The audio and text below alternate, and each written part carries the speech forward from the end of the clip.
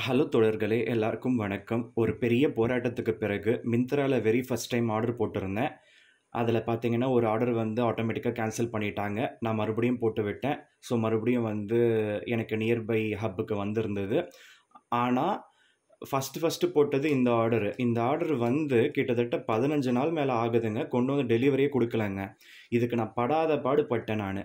மிந்த்ரா வந்து customer care கூட மல்லு கட்டினேன். அவங்க கூட சேட் பண்ணேன். அதுக்கப்புறம் எப்படியோ யார் யாருக்கோ கால் பண்ணி எப்படியோ நான் ஹப்போட நம்பரை வந்து கண்டுபிடிச்சேன். அந்த ஹப்போட இன்சார்ஜ் வந்து எடுக்கவே இல்லை. ஸோ ஒரு 2-3 டைம்ஸ் கால் பண்ணப்போ எடுத்துட்டு நான் பார்த்து அனுப்பி விடுறேன் சார், உங்களுக்கு கொடுத்துட சொல்கிறேன்னு சொல்லிட்டு சொன்னார். கட் பண்ணிட்டார். அதுக்கப்புறம் கூட ஒரு 10 நாளாக கொடுக்கவே இல்லை. நான் தினமும் கால் பண்ணிக்கிட்டே இருக்கேன். அந்த மனுஷன் எடுக்கவே மாட்டேங்கிறான். வாட்ஸ்அப்லேயும் நான் வந்து மெசேஜ் வச்சு பார்த்தேன், எடுக்க மாட்டேங்கிறாங்க. ஓகேவா? அதுக்கப்புறம் என்ன தெரிய வந்ததுன்னா, இதுக்கு முன்னாடி ஒரு தற்கொரி வந்து டெலிவரி குடுத்துட்டு போனான் பாருங்க, Flipkartல இருந்து.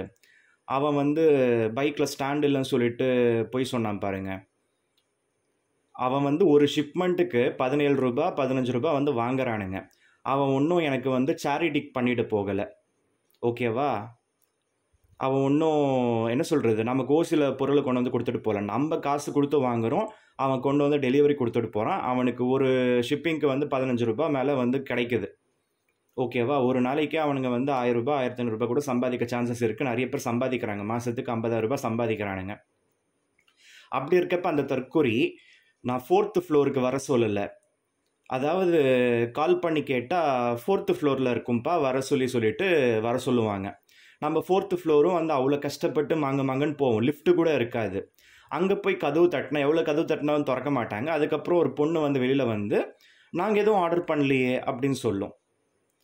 இல்லங்க, இங்க தாங்க சொல்லியிருந்தாங்கன்னா, "இருங்க ஒரு நிமிஷம் ஃபோன் பண்றேன்னு" சொல்லிட்டு அவங்க அம்மாக்கு ஃபோன் பண்ணுது. நம்ப கண்ணு முன்னாடியே அந்த ஷெனியனுங்க நம்ப காதுபட அருவருக்கத்தக்க வகையில பேசுறாளுங்க. அதுக்கப்புறம் எங்க அம்மா என்கிட்ட எதுவும் சொல்லிட்டு போகல. காசெல்லாம் குடுத்துட்டு போகல. நீங்க நாளைக்கு கொண்டு வாங்கன்னு சொல்லிட்டு ஜஸ்ட் லைக் தட் ரிட்டர்ன் அனுப்புது. இது நான் ஈகார்ட் லாஜிஸ்டிக்ஸ்ல வேலை பார்த்தப்ப, பாக்கம் ரூட்ல டெலிவரி போனப்ப 2, 3 மந்த்ஸ் கஷ்டப்பட்டதுல ஒவ்வொரு நாள் யுகமா கழியும். நான் இவ்வளோலாம் கஷ்டப்பட்டு நான் நொந்து போயிருக்கேன். இவன்லாம் என்னடான்னா, இங்க வேப்பம்பட்டிலேயே தான் இருக்கு ஹப்பு. இங்கேருந்து கொண்டு வந்து இங்க டெலிவரி குடுக்கறதுக்கு அழுவுறான். மூக்கால அழுவுறான். ஆனா, அதுல வர காசு மட்டும் வேணும் அவனுங்களுக்கு. அன்னைக்கு வண்டி, பைக் நிஜமாவே ஸ்டாண்ட் இல்லையா? அவன் பொய் சொல்றானான்னு தெரியல.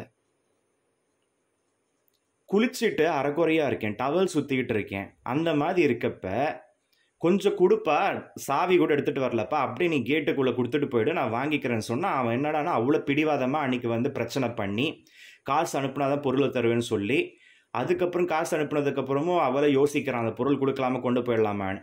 அதுக்கப்புறம் தூக்கி வந்து மூஞ்சில விசிறி போட்டுட்டு போறான். அது கூட என் வீட்டுக்குள்ள விழல. வீட்ல இருக்க அந்த செவுத்து மேல பவுன்ஸ் ஆயி, அங்க ஏதோ ரோட்ல வந்து குப்பையில விழுது. சாணி எல்லாம் கிடக்கும். அந்த இடத்துல விழுந்துட்டு போகுது. அந்த நாய் அப்ப கூட அந்த பொருள வந்து எடுத்து திருப்பி குடுக்காம போனான். அந்த தற்குறிக்கு அறிவே இல்ல. ஒரு ஷிப்மெண்ட் டெலிவரி பண்றப்ப நமக்கு தான் காசு கிடைக்குது. அப்படின்னு அந்த தற்குறிக்கு கொஞ்சமாவது புத்தி இருக்கணும். ஸ்டாண்ட் இல்லையாமா, அது இல்லையாமா, புடுங்கிட்டாராமா டெலிவரிக்கு வந்து. இது நான் எதுக்கு சொல்ல வரேன்னா, இந்த பொருள் வந்து எனக்கு கையில கிடைக்காம போனதுக்கு அந்த பைத்தியக்காரன் தான் காரணம். இந்த பொருள வந்து அங்க என் பேர பார்த்துட்டு அவன் எடுத்து வச்சுட்டான். தனியா வச்சுட்டான். நான் எப்படியோ இதுக்கு முன்னாடி எனக்கு டெலிவரி பண்றவங்க நம்பர்லாம் என்கிட்ட இருந்தது. அப்புறமா எப்படியோ யார்கிட்டயோ கேட்டு எவ்வளவு சிபிஐ இன்வெஸ்டிகேஷன் தோத்தணும். அந்த அளவுக்கு கஷ்டப்பட்டு அரக்கோணம் ஹப்புக்கு கால் பண்ணி, அவர் எனக்கு சப்போர்ட் பண்ணி, அதுக்கப்புறம் எனக்கு ஆல்ரெடி டெலிவரி பண்ற ஒருத்தரோட நம்பர் எனக்கு குடுத்து, நான் சொல்றேன் அவர் நம்பர் என்கிட்ட ஆல்ரெடி இருக்குண்ணே. ஆனா அவர் இப்பலாம் வரதில்ல. அவர் அங்க ஒருவேள லாஜிஸ்டிக்ஸ்ல இருந்து போயிட்டார் போலன்னு நெனச்சேன்னு சொன்னேன். அதுக்கப்புறம் அவர் எனக்காக வந்து எப்படியோ தேடி கண்டுபிடிச்சு இந்த பொருள எடுத்து வச்சு, "என்னப்பா அந்த பையன் வந்து உனக்கு டெலிவரி கொண்டு வந்து குடுக்க மாட்டேன்னு சொல்றான்ப்பா. அன்னைக்கு வந்து நீ வெளியில வந்து வாங்க மாட்டேங்கிறியாம்மா, ஓவரா பண்றியாம்மா" அந்த மாதிரிலாம் சொல்றாங்க. ஏன்னா, அன்னைக்கு நான் குளிச்சுட்டு நான் வந்து அரைகுறையா சுத்திக்கிட்டு இருந்தேனே. நான் 4வது ஃப்ளோர் வந்து குடுக்க சொல்லலன்னா, இங்க கேட் முன்னாடி குடுத்துட்டு போறதுக்கு கூட அந்த பையனுக்கு வந்து நோகுது. கீழ வந்து ஸ்டாண்ட் இல்ல, அது இல்லன்னு சொல்லிட்டு போய் சொல்றான் அப்படின்னு, ஸ்டாண்ட் இல்லையாம்மா? என்ன இது நல்ல கதையா இருக்கேன்னு சொல்லிட்டு சிரிக்கிறாங்க எல்லாம். ஒரு பக்கம், ஒரு சிலரு. அப்ப அந்த பையன் வேணுட்டுமே தான் என்ன அட்வான்டேஜ் எடுத்து என்ன ஹர்ட் பண்ணிட்டு போயிருக்கான். அந்த Flipkart தற்குறி. இவனுங்களெல்லாம் யாரு வந்து டெலிவரி வேலைக்கு வர சொன்னா? ஒண்ணு வந்தா வந்து ப்ராப்பரா டெலிவரி பண்ண கத்துக்கணும். அதுவும் இல்ல, எழவு. இருக்கிற கஷ்டத்தில் இவனுங்க வேற இம்சையாக போயிட்டானுங்க. அந்த ஒரு பைத்தியக்காரனால எனக்கு எவ்வளோ தெரியுமா மன உளைச்சல். இது ஆஃப்டர் ஆல் இது வந்து டூத் பேஸ்ட் தாங்க, இதுக்கு இவ்வளோ பில்டப்பு அவன் கொண்டு வந்து கொடுக்கல. கிட்டத்தட்ட இதை வந்து நான் ஆர்டர் போட்டு 15 நாள் 20 நாள் டிலே பண்ணி எனக்கு கையில் வருது. இன்றைக்கி நான் வந்து கேட்குறேன், இன்னொன்று ஆர்டர் போட்டிருந்தேன், அதுவும் வந்துடுச்சு. ஏன்னா அதுவும் சேர்த்து டிலே பண்ண போகிறாங்கண்ணே அப்படின்னு சொல்லிட்டு கால் பண்ணி கேட்டதுக்கு, இல்லைப்பா நீ வேணால் வந்து வாங்கிடு, இப்போ வந்து வேப்பம்பட்டு பக்கத்துலேயே தான் ஹப் இருக்குது, அதுக்கு பேர் தான் திருநின்றவூர் ஹப்புன்னு போட்டிருக்காங்க, ஸோ நீ திருநின்றவூர்லாம் போக தேவையில்லைன்னு சொன்னாங்க. இவனுங்க பேச்சு கேட்டுக்கிட்டு நான் கிளம்பி போயிட்டேன். அங்கே போய் கிளம்பி போனதுக்கப்புறம் எனக்கு வந்து அவுட் ஃபார் டெலிவரி வருது, ரெண்டுமே அவுட் ஃபார் டெலிவரி வருது.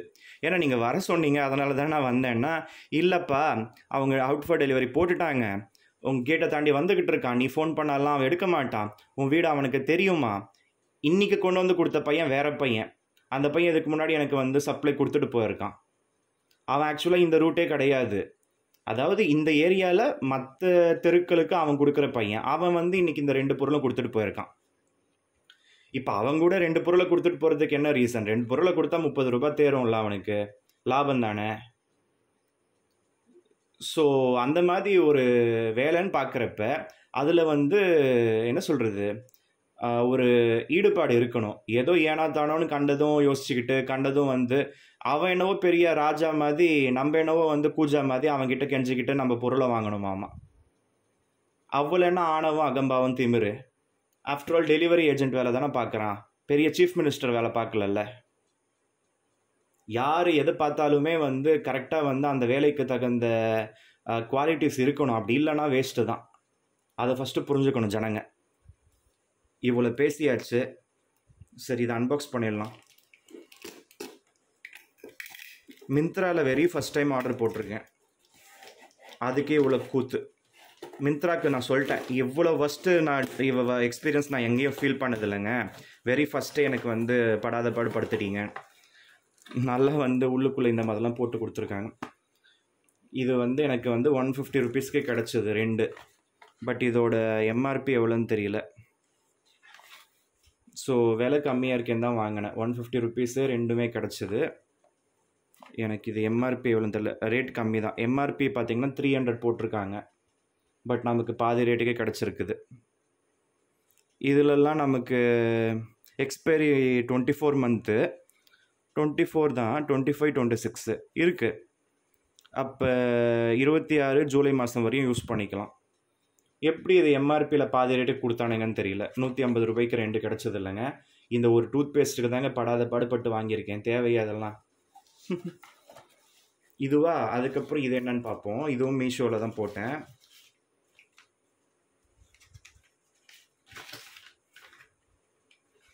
அது ஒன்றும் இல்லைங்க, இவனுங்கெல்லாம் வந்து இங்கே ஏரியாவில் டெலிவரி கொடுத்துட்டு போகிறானுங்க. அப்போ அக்கத்து பக்கத்துக்காரங்கெல்லாம் நம்ம வீட்டுக்கு நமக்கு எப்படி நெகட்டிவாக இருக்காங்கன்னு புரிஞ்சுக்கிட்டு அவனும் எனக்கு நெகட்டிவாக இருந்து டார்ச்சர் பண்ணிட்டு போகிறான். ஸோ இது என்னன்னு தெரியுதா? ஸோ சன்கிளாஸஸ்ஸு. இது சன்கிளாஸஸ்லாம் எனக்கு எதுக்கு, அதெல்லாம் தேவையா?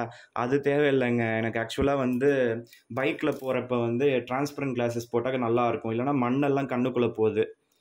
ஸோ இது வந்து பார்த்திங்கன்னா 350க்கு வாங்கினேன். ஸோ எனக்கு கிஃப்ட் கார்டு கிடச்சது பாருங்கள், 500 ருபீஸ்க்கு. அதனால் அதை யூஸ் பண்ணி 150க்கு 350, 500 சரியாக போச்சு.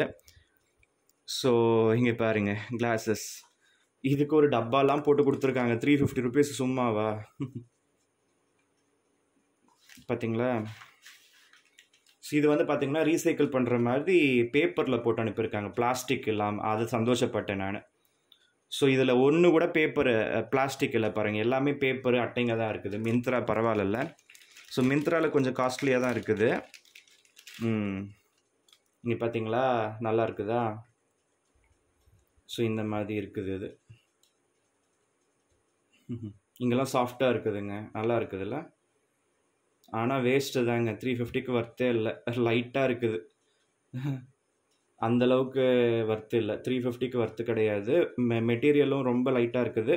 கொஞ்சம் ஹார்ஷாக நம்ம யூஸ் பண்ணால் கூட உடஞ்சிடும் போல். இது எப்படி இருக்குன்னு போட்டு பார்ப்போம்.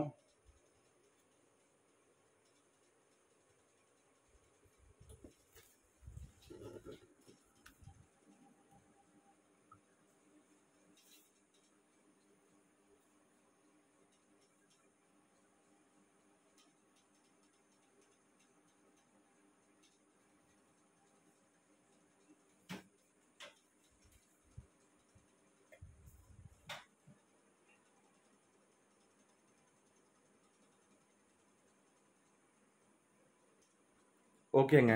இந்த 2 பொருள் வாங்குறதுக்கு இன்னைக்கு படாத பாடு பட்டுருக்கேன். கிட்டத்தட்ட ரொம்ப கஷ்டப்பட்டுட்டேன்.